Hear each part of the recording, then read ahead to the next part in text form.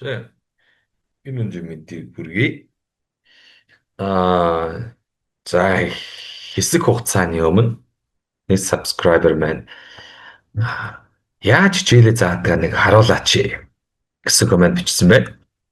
Тэгээд энд би хариу болгоод энэ видеог хийж байна.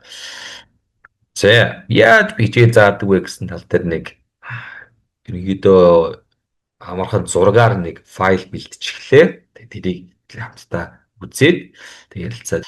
За ерөнхийдөө зааж ярихаас өмнө болохоор би ерөнхийдөө ямар хичээлүүдэд зааж байсан ерөнхийдөө идэвхтэй заадаг вэ гэх юм бол аа яг ойролцоогт 5 хичээл тавьчихсан байна. Энд нь болохоор English writing за бичгийн англи хэл англиар бичих IELTS class IELTS ангиудад заадаг. Мөн General English class гэх болохоор ерөнхий англи хэл за үүний та бүхэн бол A1, A2, B1, B2 гэж мэдэх бах. За энэ хичээлүүд орно. Мөн speaking practice одоогор би Fox гэсэн аппликейшн дээр хэд ярианы хичээлүүдийг бол орж байгаа. За тэгээ хамгийн сүүлийнх нь read with me. Read with me бол ерөнхийдөө надтай хамт англиар ном уншиж ийм хичээлүүдс явдаг. За энэ хэд ийм 5 хичээлүүд идэвхтэйгээр би дагаад орж байна. За ингээд ерөнхийдөө ингээ хичээл орохдоо болохоор ерөнхийдөө би зүгээр нэг шууд таамаагүй заачдаггүй. Би curriculum буюу хичээлийн хөтөлбөр гэж нэг юм боловсруулдаг. За хичээлийн хөтөлбөр гэдэг нь бол яадаг вэ гэхээр за жишээ speaking practice ч юм уу тийм ээ. За English writing ч ямар нэг хичээлийг би заахаас өмнө заавалчгүй ийм хөтөлбөр бол бэрддэг. Хөтөлбөр бэлдэн гэхээр юу гэсэн үг гэхээр за энэ болохоор курс болгоно гэсэн. Курс болгоод би нэг хэдэн удаагийн оролт байхын юу үзхийн ямар шалгалтууд авахын үзэж дуусчаад ямар чадвартай болох вэ гэх мэт зүйлүүдийг багтаасан ийм бичиг баримтыг ерөнхийдөө үйлдэж дуусаад үүнийхээ дагуу хуваарийнхаа дагуу ерөнхийдөө ингээд хөтөлбөр гаргаад хуваарийнхаа дагуу хичээлээ зааж чаддаг. Жишээлбэл одоо ингээд би харуулчихсан байна л да. За ерөнхийдөө ихэнх хичээлүүд бол 1-7 хоногт 3 удаа ордог гэж төлөвлөх юм бол гээд 3 за 12 хичээл ойролцоогоор 1 сар 24 хичээл 2 сар ч юм уу тийм ээ. Тэгэхээр 2 сард 24 хичээл үзнэ гэсэн төлөвлөгөө бол жишээ түгээмэл байдаг. Гэхдээ ганцхан юм биш. Заримдаа арай богинохон байдаг, заримдаа арай урт ч ус байдаг. Гэтэл энэ бол дундаж буюу стандарт. За тэгээд хэрэг одоо надаас англи хэлний хичээл надтай англи хичээл сурья гэх юм би хамгийн их анх асууж эхэлдэг зүйл бол goal зорилго. Ямар зорилготой юм бэ? Яагаад англи хэл үзээд байгаа юм бэ? Үзэх гээд байгаа юм бэ гэдгийг нэргээд би заавалчгүй асуудаг. Яагаад вэ гэхээр хүн болгоны хэл үзэх зорилго бол ялгаатай. Тэрнээсээ хамаарат өөр үзэх хэрэгтэй болно гэсэн. Жишээ нь хүн болгон IELTS-ийн оноо хэрэггүй. Тийм ээ? Хүн болгон англиар уусаас ярьдаг байх шаардлагагүй. Гэдэг шиг тийм ээ. Тэгээ юунд зориулж бэлдэж байгаагаас хамаарат түүнийхэн дагуу хичээлийг хийх хичээдэг гэсэн. Тэгэхээр сэтгэл зүйн хувьд ч гэсэн бас арай амар байдаг гэсэн. За би яг IELTS-ийн 6.5 оноотой болмоор байна гэх юм бол яг тэр нь зориулсан хөтөлбөр байна гэсэн үг. Тэгэх юм бол тийм IELTS-ийг явж байгаа хүн болох юм бол яг нь бичгийн англи хэлийг тийм гүнзгий сурах шаардлагагүй. IELTS-ийн тактикийг нь илүү барина гэсэн. Харин зарим хүмүүс immigration буюу гадаад руу цагаачлаар Австрал би амьдрах гэж байгаа юм аа. Америк руу би ингэж явах гэж байгаа. Гэхдээ надад англи хэл хэрэг болж байна гэх юм бол би тийм хүмүүс болохоор яг нь илүү гадаадад нөхөд зориулсан speaking ярих чадвартай би илүү төвлөрч ажилладаг гэсэн үг. Тэгээд мөн survival English буюу тийм ээ өөрийгөө яаж бичгээрээс илэрхийлж болох уу гэсэн хөтөлбөрүүдийг санал болгох нэ гэсэн. Заримдаа болохоор yes-ийн би оноотой болчмоор байна гэх юм бол би илүү олон янзын тестүүд дээр ажиллавал гэсэн. Англи хэлний тийм ээ олон янзын тестүүд ажиллуулад тестүүд дээр юун дээр алдчих вэ, юун дээр алдахгүй байна. За алдж байгаа зүйл дээр ягаад алдчих вэ гэсэн дүрмийг нь тайлбарлаад, үгийг нь тайлбарлаад хичээл явна. Заримдаа болохоор college entrance examination entrance preparation буюу ихтэй сургуульд орохын тулд англи хэлний сайжруулмаар байна. Гэх юм бол би эссе бичүүлэхэд анхаарна, мөн тест дээр ажиллахад анхаарна. Заримдаа дипломын ажил дээр туслуулмаар байна гэх юм бол төвд зориулсан бус хичээлэл байдаг. Тэгэхээр тийм зөвлөх. Гэх мэтээр ерөнхийдөө бол энэ дээр харуулсан шиг 7 хамгийн багадаа 7 янзын өөр өөр шалтгаанууд байдаг. Тэгээд заримдаа бол зүгээр л би хүүхдээ ингээд явуулаад англи хэл сургамаар байна гэх юм бол ерөнхий англи хэлний хичээлээр явна гэсэн. Юм дээр өөр олон янзын байдаг болохоор олон янзын хөтөлбөрт харуулсан хөтөлбөрүүд байдаг. Тэгэхээр хамгийн чухал нь зорилго. Ямар зорилготой вэ? Ямар зорилгот хүрмээр вэ? Түүнд харуулсан хөтөлбөр хэрэгтэй. За тэгээд дараа нь үзэх юм бол my teaching philosophy. My teaching philosophy буюу би хэл заахтаа ямар зарчмыг тийм ээ баримталж заадаг вэ? Нэгдүгээр нь болохоор I'm a helper. I'm a helper гэх болохоор би бол туслагч. Тэгэхээр энэ дээр ямар санаа цаана нь явж байгаа юм бэ гэхээр би ерөнхийдөө замыг зааж өгдөг, удирддаг хүн гэсэн. Тэгэхээр энэ нь болохоор хамтын ажиллагааг харуулж байна гэсэн. Тэгэхээр миний үүрэг болохоор улаан байна. Жишээлбэл багш. Энэ нөгөө нь болохоор сурагч үүрэг гэсэн. Тэгэхээр ганцхан багш ингээд сурах хичээл сурах ганцхан багшаас болохоор шалтгаалтгүй гэдгийг хэд санаа маш их байрлалдаг. Тэрийг ч ойлгох хичээдэг гэсэн. Та бүхэн мэдэх бах тийм ээ.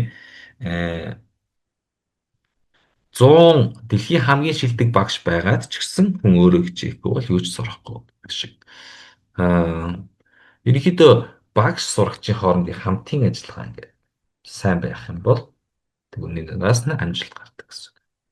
Тийм болохоор би яаж амжилтанд хүрэх үү? Яаж хэл сурах уу гэсэн одоо зүйлүүдийг нь зааж өгөөд түүнийг дагуулах гэж хичээдэг хүн гэсэн.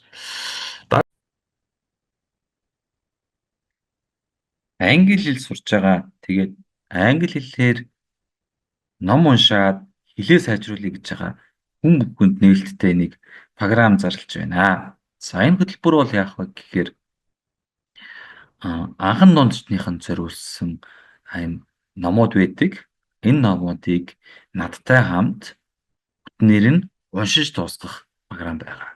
Өмнө нь бол би YouTube дээрээ зөвхөн өөрөө ганцаараа уншаад бичлэг болгон тавьдаг байсан бол энэ удаа болохоор их нөө subscriber-ууд маань Zoom онлайн хичээлд минь хамт ороод тэр мөн ярилцсангаа унших боломжийг олгож байгаа. Энэ хөтөлбөрт та сонирхож байгаа бол доорх гарч байгаа бүртгэлд нэрээ мөн бусад холбогдох мэдээлэлд бөглөөд тэгээд явуулаарай. Багийнхан TBLT Task Based Language Teaching. Task Based Language Teaching болохоор ямар нэгэн хэлээ ашиглаад ямар нэгэн ажил бүтээдэг гэсэн одоо нэг сурах арга барил, заах арга барил гэсэн хэлтэй. Тэгэхээр жишээ нь би болохоор ингээд дүрм ингээд заахаас илүүгээр тийм ээ зүгээр би present simple tense ч юм. Ямар нэгэн дүрм их заахаас илүүгээр энэ хэлээ ашиглаад юу бүтээж болох юм бэ гэдэгт нь илүү анхаардаг. Жишээ нь ингээд хүнтэй ингээд уулзаад өөрийгөө танилцуулах. Эсвэл өөрийнхөө сурсан хэлээ ашиглаад презентац тавих. Сурсан зүйлээ ашиглаад өөрийгөө бодлоо илэрхийлсэн эссе бичих. Тийм ээ? Дуртай зүйлээ илэрхийлэх, дургүй зүйлээ илэрхийлэх. Хобби сонирхлынхаа тухай ярих гэх мэтэр тийм task буюу ямар нэгэн үйлдэлийг хэлээ ашиглаж бүтээх арга барилыг болохоор би ашигладаг. Та бүхэн бас Google-ээр хараарай. Task Based Language Teaching гэдэг юу гэсэн бэ? TBLT гэсэн мөр явдаг байгаа. Хоёр дахь нь болохоор CLT буюу Communicative Language Teaching гэдэг нь болохоор харилцаанд тулгуурласан заах арга барил гэсэн. Тэгэхээр би болохоор их дөрвөн заахаас илүү тийм ээ орчуулга заахаас илүүгээр би ярианд тулгуурласан хэл заах арга барил дээр илүү ашигладаг гэсэн. Тэгэхээр миний хичээл зорих юм бол би дөрмийг заахаас илүүгээр яг нь өөртөө чинь ойлголцохыг оролдоно гэсэн. Англи хэлийг ашиглах тийм ээ. Do you speak English? Why do you study English? Okay, let's talk about your hobbies. Okay, what can you do гэх мэтээр би тэгээж ихэнхдээ яг нь хорилцаанд тулгуурласан арга барил гэдэг нь болохоор тийм их төгс дүрм тийм ээ төгс дуудлага гэхээсээ илүүгээр чи хэлийг ашиглаад тийм ээ хэлийг ашиглаад гадаадынхантай ойлголцож чадах уу? Өөрийнхөө хүссэн зүйлээ ингээд бичгээр илэрхийлж чадаж байна уу? Тийм ээ чадаж байвал сурсан байна. Баг зэргийн дөрмийн алдаатай жоохон буруу зөрүү ярьсан ч хамаагүй. Хамгийн чухал нь ойлголцох. Тэгэхээр ийм хоёр ерөнхийдөө арга барилыг би ашиглаж ерөнхийдөө зааж хөтөлбөрөөр бэлдэж гагс. Тэгээд дахиад нэг дараагийн чухал зүйл болох юм бол reading and writing. За энийг үсэг гэх юм бол reading and writing-аас илүү. Тэгэхээр сайн бичдэг болохын тулд тийм ээ сайн уншдаг болохын тулд ч гэсэн хамгийн чухал нь reading. Reading гэхээр уншснаар мэдлэгч нь мэдлэгийн эхлэл болно гэсэн. Тэгэхээр эхэлж бичдэг болох юм наана яг хангалттай хэмжээний унших хэрэгтэй. Тэгжиж өөрөө бичдэг болно. Өөрийнхөө левелд таарсан номыг тийм ээ ямар зүрийн текстийг уншаад хангалттай хэмжээд хөрөнгөд автоматар өөрөө аяанда өөрөө бичих чадвар нь сууна гэсэн үг. Тэрнээс шууд анханасаа бичих чадвар суух. Speaking гэсэн адилхан. Англиар ярьдаг болмоор байвал сонсохоос эхэлнэ. Сайн сонсдог болсныхоо дараа speak юм. Тийм болохоор ийм дараалалаар юм хэрэгтэй бол хичээлүүдээ ихэд заадаг гэсэн. За тэгвэл одоо яг хичээлийг яаж заадаг вэ гэсэн одоо зүйл ярих юм бол би хичээлүүдээ ерөнхийдөө 4 хуваадаг. Бүх хичээл 90 минутын хичээлж бай, 45 минутын хичээлж бай. Тэг 4 хуваадаг. Тэгээд 4 хуваадаг болохоор яаж 4 хуваасны ангилдаг вэ гэхээр за эхлээд 15 минут орчим review буюу давтлага явдаг.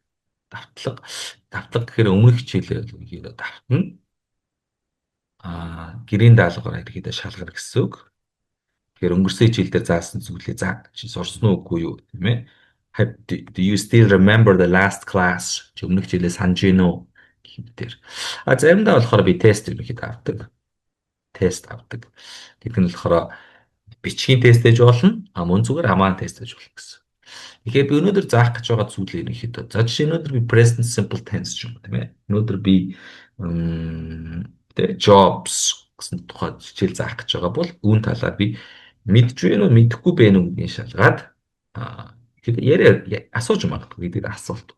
Тэгэхээр миний асуусан асуултанд хэр хариулснаас шалтгаалаад би сурж байгаа хүмүүс байна. За миний зүйлийг заах гэж байгаа зүйлийг мэдж гин үү, мэдэхгүй байна уу гэдгийг би ихэд яг нь өөрөө толгоонд ирэхэд мэдээлэл авна гэсэн. Тэгэхээр юу ч мэдэхгүй байвал би эхнээс нь заах хэрэгтэй болох нь байна. Харин талыг нь мэдчихвэл би тэр тал хэмжээг заах нь байна. Бүгдийг нь мэдчихвэл би яг нь заах гэж байгаа зүйлийг маш богиносгоод яг нь арай өөр баяжуулсан зүйлийг заана гэсэн. Тэгэхээр ерөнхийдөө хамгийн хичээлийн чухал зүйл бол би заавалчгүй ингэж шалгаж үздэг. Тэрнийхээ үндсэн дээр би юу заахыгаа тохируулдаг гэсэн. Дараагийнх нь presentation. Шинэ хичээлийг танилцуулна. За энэ нь шинэ дүрэн байж магадгүй, шинэ үг байж магадгүй, эсвэл шинэ бичих арга барил хийж магадгүй тийм ээ. Ерөнхийдөө мэдэхгүй цоошин зүйлүүдийг нь анх удаа танилцуулна гэсэн. Тэгэхээр энэ дээр би яадаг вэ гэхээр I try to teach new lesson within 20 minutes. Шинэ зүйлийг ерөнхийдөө байрлал 20 минутаас хэтрүүлэхгүйгээр заахыг хичээдэг. Үүнээс илүү бол заахгүй гэсэн үг шүү дээ, тийм ээ. Шинэ дүрм танилцуулж байгаа бол 20 минутанд багтаа. Шинэ үгнүүд зааж байгаа бол 20 минутанд багтаа. Шинэ эссе бичихийг зааж байгаа бол 20 минутанд багтаа. Гэх мэт 20 минутанд багтааж байна гэсэн. Энэ дээр аль болох би заахта real life examples-ыг бол ашиглах гэж бол хичээдэг. Тэгээд за жишээ нь одоо ингээд долгор гэж хүн орчих юм бол тий. Долгор. Долгор is 38 years old. Or there is Батдорж. Батдорж likes to study Japanese гэж юм тийм ээ. Гэх мэтээр сургалтанд сууж байгаа хүмүүсийн амьдралтай холбоотой зүйлээр холбоотойгоор хичээлээ заах гэж нэгдэ болтдог. Мөн тэдний мэдих, миний мэдих сайн мэдих олонний танил хүмүүс гих мэдээ бас жишээнд ашиглаад хичээлээ заана гэсэн. Next one is practice. So practice гэдэг нь болохоор юу гэсэн үг вэ гэхээр энийхэд бол дадлаг гэсэн үг. Тийм ээ. За өнөөдөр сурсан шинэ зүйл байлаа. За жишээ нь өнөөдөр би 5 шинэ үг заалаа. Тийм ээ. За тэр 5 шинэ үгээ заасан зүйлээр би болохоор өнөөдөр дадлаг хэлэх юм гэсэн. За жишээлбэл би a firefighter, surgeon and a lawyer гэсэн гурав үгийг заалаа гэж бодъё тийм ээ. Firefighter, surgeon and a lawyer гэх юм бол би зүйлтэй холбоотойгоор яриулна гэсэн. Okay. Who has the most dangerous job in the world? Гэх юм бол дэлхий дээр хамгийн аюултай ажил хийдэг хүү хэм бэ? Зарим хүмүүс firefighter гал сөнөөгч гэж асууж магадгүй, зарим хүмүүс surgeon гэж ярьж магадгүй. Харах өнцгөөс намаа. Гэтэ ерөнхийдөө firefighter гэж бодож байна. Гэх мэтэр тийм ээ. Эсвэл одоо жишээ нь you are a firefighter. Tell me about your job. Тийм ээ. Чи бол өөрийгөө гал сөнөөгч бод. Гал сөнөөгч ажил юу хийх юм бэ? Гэх мэтэр ингээд юм дадлагууд хийн, би дүрм заасан бол дүрмтэй холбоотой дадлагууд хийх юм байна. Мөн энэтэй холбоотой reading, listening дадгалууд ч бас байж болно. Хамгийн сүүлд нь ерөөхдөө хичээлээ дуусгах энэ бол ерөөхдөө бас 20 минут үргэлжилнэ. 20-25 минут. Энэ дээр юу авах вэ гэхээр production. Production гэвэл болохоор яг нь одоо миний дасгалаас үндэслэггүйгээр хүн өөрөө дотроосоо ерөөхдөө гаргаж ирэх чадвар гэсэн. Тийм ээ. Би дааж ерөөхдөө ашиглана гэсэн. Энэ дээр бол өстой чигтэн free discussion. Сэдвтэй холбоотой байдлаар чөлөөт ярилцлага гэдэг ч юм уу тийм ээ. Үүнтэй холбоотойгоор өөрөө бие дагаад зохион бичлэг бичнэ. Гэх мэт байдлаар ерөөхдөө явдаг. Ерөөхдөө иймэрхүү темплетээр бүтцээр хичээлүүд маань л явдаг. Ихэнх хичээлүүд байна. Үүнийг болохоор ерөөхдөө 3P 3P-ийн арга гэж бас хэлж болдог. Ерөөхдөө бол дэлхийд даяар багш нарын түгээмэл ашигладаг. Хэл заадаг багш нар ашигладаг аргыг би бас ашигладаг гэсэн. За харин IELTS-ийн хичээл болох юм бол арай өөр болчдөг. IELTS-ийн хичээл. Яагаад өөр вэ гэхээр IELTS маань болохоор яг хэл сурах гэж байгаа үнэн ч гэсэн гол зорилго нь оноо авах. Тэ? Оноо авах нь хэл сурахаасаа илүү чухал гэдэг сайн бодоор. Тийм болохоор зарим англи хэлтэй сайн хүмүүс IELTS-ийг хүссэн оноогоо чаддаггүй, зарим англи хэлтэй жоохон тааруулж гисэн өндөр оноо авч чаддаг нь IELTS гэсэн тестийг ойлгосондоо зөв арга техникийг ашигласандаа байдаг юм шүү. Тэр сайн бодоорой. Тэгэхээр би IELTS-ийн ерөнхийдөө хичээлийг заахтаа яаж явдаг вэ гэхээр арай өөрөөр явдаг. Бүтцэн. Хамгийн эхлээд би болохоор IELTS-ийн эсвэлж авахдаа заавалчгүй mock test буюу жишг шалгалтыг авч иж хэлдэг. Mock test жишээлбэл олдно гэсэн үг гэхээр яг IELTS-ийн бодит шалгалтыг дөөр айлгсан тестийг би авдаг гэсэн. Тэгэхээр ерөнхийдөө юу надад мэдээлэл гарч ирдэг вэ гэхээр listening, reading, writing, speaking гэсэн энэ дөрвөн чадварыг тусгайлсан ингээд сурагчийн маань гүйцэтгэл гаргадаг гэсэн. Listening дээр 6 авч байна. Reading дээр тэд авч байна. Writing дээр 5 авч байна. Гэх юм бол би тухайн хүмүүстэй зориулаад аль чадвар дээр нь илүү бэлдэх юм бэ? Аль чадварыг нь жоохон бие даалгаж хийлгэх юм бэ? гэсэн одоо ерөнхийдөө яах нь заах арга план ерөнхийдөө гаргадаг гэсэн. Тэгэж гаргасныхаа дараа би яах нь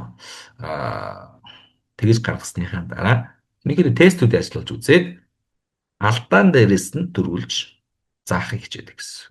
Тэ мэ? Жишээ нь reading дээрээ 40 асуултын 27-г нь бишээ 40 асуултаас нэг 20-ыг нь зөв хийгээд 20-ыг нь алдаад байвал тэр алдаж байгаа 20 алдаа нь юун дээрээ алдаж байна. Үг мэдэхгүй бол алдаж байна уу? Дүр мэдэхгүй бол алдаж байна уу? Цагийн менежмент муу байна уу? Яг юунаасаа болоод алдаад байгаа юм бэ? Энэ 20 алдааг би багасгаад 10 алдаа болгож чадах уу? Гих мэт зүйл дээр би анхаардаг гэсэн. Аа тэгээд мөн ойролцоогоо 1 сарын дараа хэдэн mock тест аваад тест прогресс аваад тэгээд сайжирж байна уу? Сайжирч ивэл юун дээр сайжирч байна? Сайжрахгүй бол юун дээр сайжрахгүй байна? Юу нь болохгүй байна? Гээд ахаад нэг шалгаад үздэг гэсэн. Иймэрхүү байдлаар IELTS хичээлүүдийг явуулдаг. За тэгээд өмнө нь асуусан байсан subscribe-ийнхаа дагуу би ерөнхийдөө англи хэлийг яаж заадгүй, яагаад ингэж заадгүй гэсэн талаар тайлбарлалаа. Тэгээд та бүхэнд энэ видео таалагдсан бол subscribe-ийг дараад миний зааж байгаа хичээлүүд рүү хамрагдаарай. See you guys next time.